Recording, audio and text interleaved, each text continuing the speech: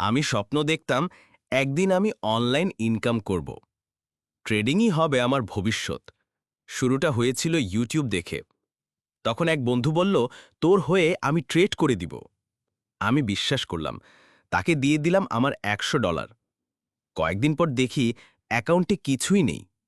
বললাম, কি করলি ভাই? সে বলল, মার্কেট বাজে ছিল। এরপর এক গ্রুপে জয়েন করলাম। বলল, আপনার অ্যাকাউন্টের দায়দায়িত্ব আমাদের, শুধু ইনভেস্ট করুন। শুরুতে কিছু লাভ দেখিয়ে তারা আমার বিশ্বাসটা গড়ে তোলে। তারপর একদিন হঠাৎ সব শেষ, আবারও জিরো। এইবার ঠিক করলাম, আর না, আমি নিজেই শিখব, নিজে ট্রেড করব, রিস্ক নিব, কিন্তু কাউকে বিশ্বাস করব না। ট্রেড শিখে নিজে শুরু করলাম, কিন্তু বুঝলাম শুধু চার্ট দেখা আর রেজাল্ট পাওয়া এক নয়।